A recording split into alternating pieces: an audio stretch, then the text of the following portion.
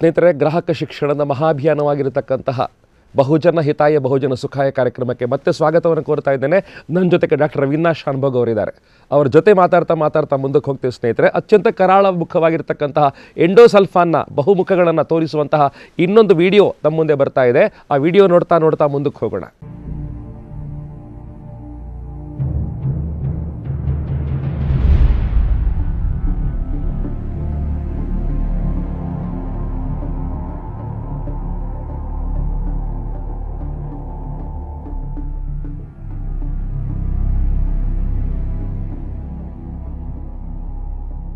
Endosulfan ಕೀಟನಾಶಕವನ್ನು ಗೇರು ತೋಟಗಳಿಗೆ ಸಿಂಪಡಿಸುವ ಮೊದಲು ಗೇರು ಅಭಿವೃದ್ಧಿ ನಿಗಮ ಪತ್ರಿಕೆಯಲ್ಲಿ ಜಾಹೀರಾತೊಂದನ್ನು ಪ್ರಕಟಿಸುವ ಮೂಲಕ ಜಾಣತನ ಮೆರೆಯಿತು.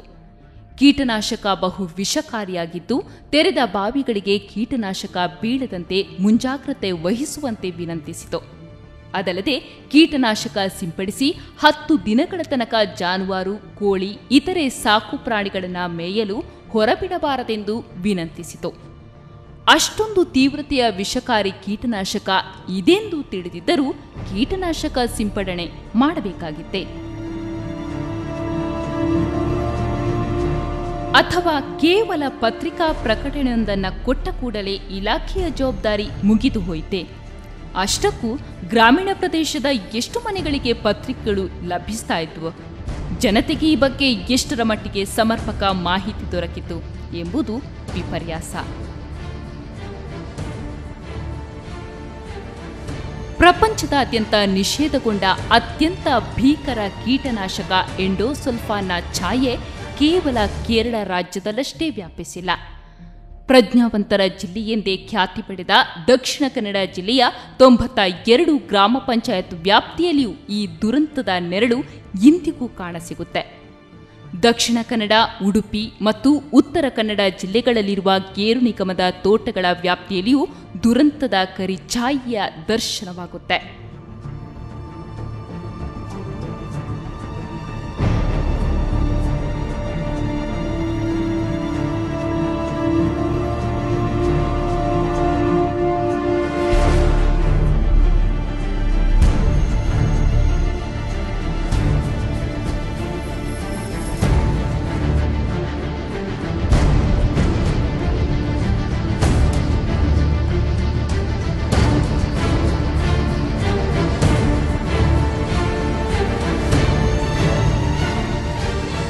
ಅಂಗವಿಕಲತೆ, ಬುದ್ಧಿಮಾಂದ್ಯತೆ, ಬಂಜೆತನ, ಚರ್ಮವ್ಯಾಧಿ, ವಿವಿಧ ರೀತಿಯ ಕ್ಯಾನ್ಸರ್, ಅಸ್ತಮಾ, ಪಾರ್ಶ್ವವಾಯು ಸೇರಿದಂತೆ ವಿವಿಧ ವಿಚಿತ್ರ ಕಾಯಿಲೆಗಳಿಂದ ಬಳಲುತ್ತಾ ಪ್ರತಿಯೊಂದು ಕಾರ್ಯಗಳಿಗೂ ಇನ್ನೊಬ್ಬರನ್ನ ಆಶ್ರಯಿಸುವ ಸಂತ್ರಸ್ತರು ಅನುಭವಿಸುತ್ತಿರುವ ನರಕ ಯಾತನೆ ಎಂತಹ ಕಲ್ಲು ಹೃದಯವನ್ನ ಕರಗುವಂತೆ ಮಾಡುತ್ತಿವೆ.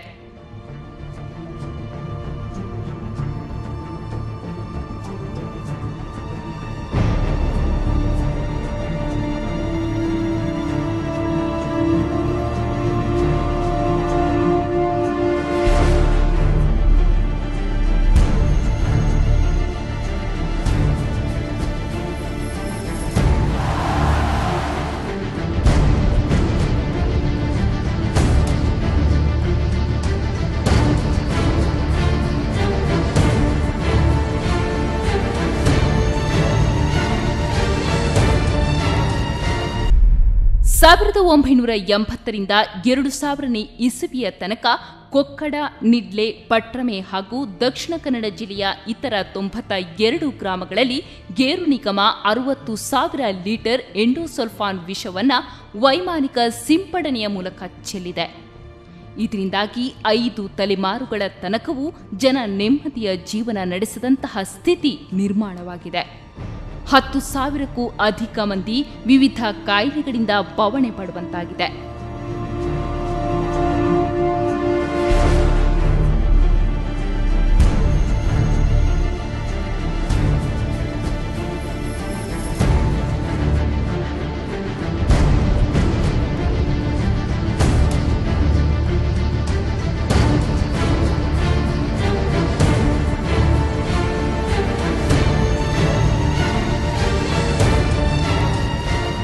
1994ರಲ್ಲಿ ಕೇಂದ್ರೀಯ ಕೀಟನಾಶಕ ಮಂಡಳಿ ಕೀಟನಾಶಕಗಳ ವೈಮಾನಿಕ ಸಿಂಪಡಣೆಗೆ ನಿಷೇಧ ಹೇರಿದ್ರೂ ಈ ಭಾಗಗಳಲ್ಲಿ ಎಗ್ಗಿಲ್ಲದೆ ವಿಷ ಸಿಂಪಡಣೆ ಮಾಡಲಾಗಿದೆ.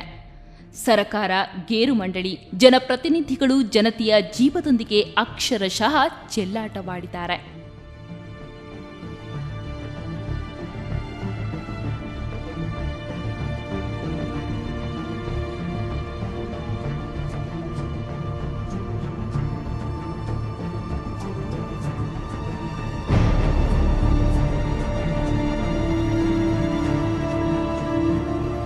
ಎಂಡೋ ದುರಂತದಿಂದ ಪವಣೆ ಪಡುತ್ತಿರುವ ಕೊಕ್ಕಡ ಸೇರಿದಂತೆ ಇತರ ಭಾಗಗಳ ಜನತೆ ಜನಪ್ರತಿನಿಧಿಗಳಲ್ಲಿ ತಮ್ಮ ಅಹವಾಲನ್ನು ತೋಡಿಕೊಂಡಿದ್ದಾರೆ.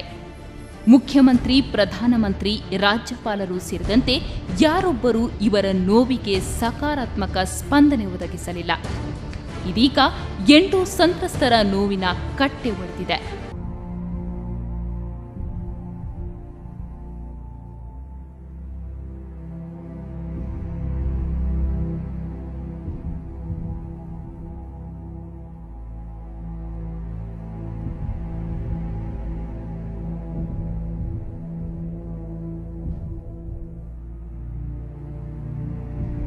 ನಾನು ಮತ್ತೆ ಡಾಕ್ಟರ್ ಶಾನ್ಭೋಗ್ ಅವರನ್ನೇ ಕಾರ್ಯಕ್ರಮಕ್ಕೆ ಸ್ವಾಗತ ಮಾಡ್ತಾ ಇದ್ದೇನೆ. ಸರ್, ಕಾಸರಗೋಡಲ್ಲಿ ಆರಂಭ ಆಗಿರ್ತಕ್ಕಂಥ ಇದು ಕರ್ನಾಟಕ ಕೂಡ ಹರಡಿತು. ಎಲ್ಲಿ ಗೇರು ತೋಟ ಇದೆ ಅಲ್ಲೆಲ್ಲ ಇದು ಸಿಂಪಡಣೆ ಆಗ್ತಾ ಜನರ ಮೇಲೆ ನೇರವಾಗಿ ಪರಿಣಾಮ ಬರಲಿ ಸ್ಟಾರ್ಟ್ ಆಯಿತು. ಸರ್, ನೀವು ಹೇಳ್ತಾ ಇದ್ರೆ 12 ತಾಲೂಕು ಇಫೆಕ್ಟ್ ಆಗಿದೆ ಕರಾವಳಿ ಕರ್ನಾಟಕದಲ್ಲಿ ಅಂತ ಹೇಳಿ. ಸೊ ಅಲ್ಲೆಲ್ಲ ಸುತ್ತಾಡ್ಕೊಂಡು ನೀವು ಬಂದಿದ್ದೀರಿ ಸರ್, ನಿಮ್ಮ ಅನುಭವಗಳು ಹೇಗಿತ್ತು ಸರ್?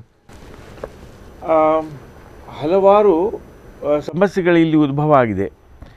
ಒಂದನೇದಾಗಿ ಈ ಕೈಕಾಲಿಲ್ಲದ ಮಕ್ಕಳು ಮತ್ತು ಬುದ್ಧಿಮಾಂದಿರು ಅವರ ದೇಹ ಪ್ರಕೃತಿ ಫಿಸಿಯಾಲಜಿ ಅಂತ ಹೇಳ್ತೇವೆ ನಾವು, ಅದು ಸರಿಯಾಗಿದೆ, ಅದಕ್ಕೇನು ತೊಂದರೆ ಆಗ್ತಾಯಿಲ್ಲ. ಈ ನರಮಂಡಲದ ಸಮಸ್ಯೆ ಮತ್ತು ಎಲುಬಿನ ಸಮಸ್ಯೆ ಅಂದರೆ ಆರ್ಥೋಪೆಡಿಕ್ ಪ್ರಾಬ್ಲಮ್ಸ್, ಸೈಕ್ಯಾಟ್ರಿಕ್ ಪ್ರಾಬ್ಲಮ್ಸ್ ಎರಡೂ ಇವೆ.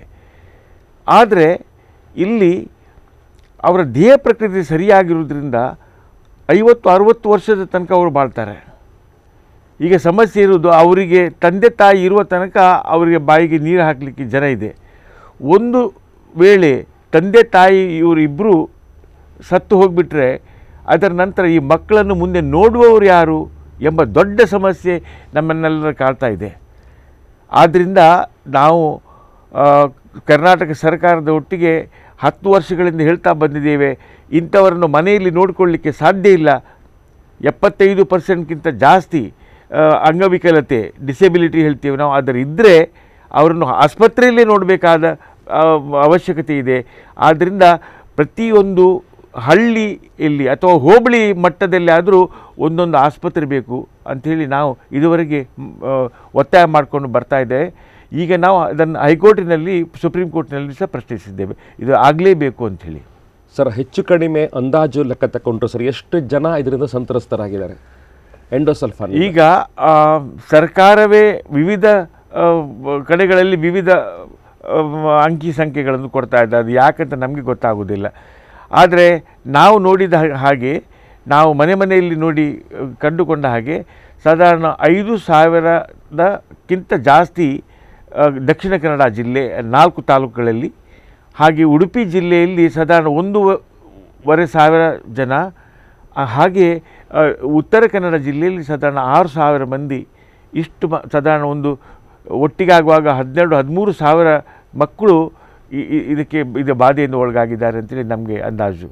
ಪ್ರಾಯಶಃ ಸರ್, ನೀವು ಆಗಲೇ ಹೇಳಿದ ಹಾಗೆ ಇದು ಭೋಪಾಲ್ ಗ್ಯಾಸ್ ಟ್ರಾಜಿಡಿಗಿಂತ ಭಯಾನಕ ಸರ್.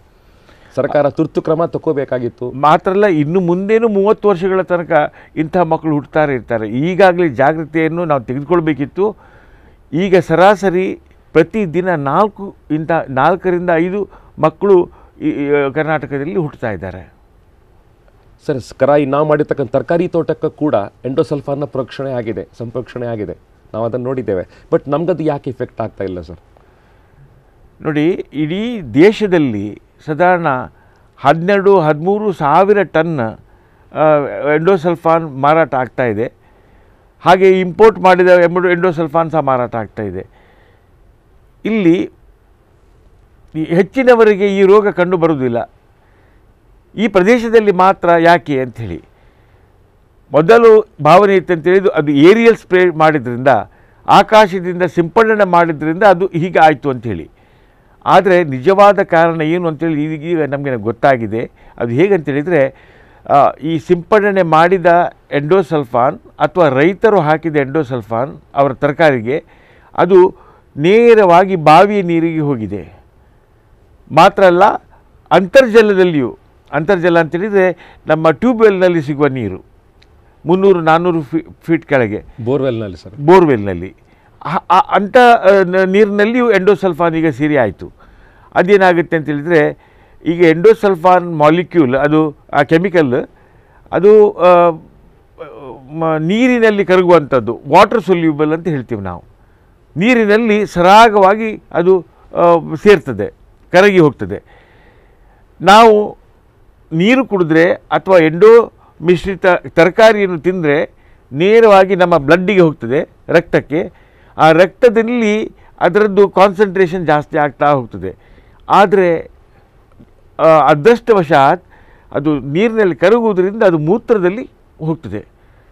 7-8 ಗಂಟೆಯೊಳಗಾಗಿ ಮೂತ್ರದಲ್ಲಿ ಹೋಗಿ ಎಕ್ಸೆಪ್ಟೆಡ್ ಲಿಮಿಟ್ಗಿಂತ ಕೆಳಗೆ ಬರ್ತದೆ. ಆದ್ದರಿಂದ ಹೆಚ್ಚಿನವರಿಗೆ ನಮಗೆ ಏನು ಅದರದ್ದು ಬಾಧೆ ಗೊತ್ತಾಗೋದಿಲ್ಲ. ಈ ಪ್ರದೇಶದಲ್ಲಿ ನಿಲ್ಲುವ ಮಕ್ಕಳು ಅಥವಾ ಹಿರಿಯರು ಯಾರು ಆಗಲಿ, ನಾಗರಿಕರಿಗೆ ಅಲ್ಲಿ ಏನಾಗ್ತದೆ ಅಂತೇಳಿದರೆ, ಬೆಳಿಗ್ಗೆ 2 ಲೋಟ ನೀರು ಕುಡಿತಾರೆ, ಎಂಡೋಸಲ್ಫಾನ್ ರಕ್ತದಲ್ಲಿ ಸೇರ್ತದೆ. ಮಧ್ಯಾಹ್ನ ಪುನಃ ಕುಡಿತಾರೆ, ರಕ್ತದಲ್ಲಿ ಸೇರ್ತದೆ. ಸಂಜೆಯೊಳಗೆ ಅದು ಮೂತ್ರದಲ್ಲಿ ಹೋಗುವ ಮೊದಲು ಇನ್ನೂ 2 ಗ್ಲಾಸ್ ನೀರು ಕುಡಿತಾರೆ.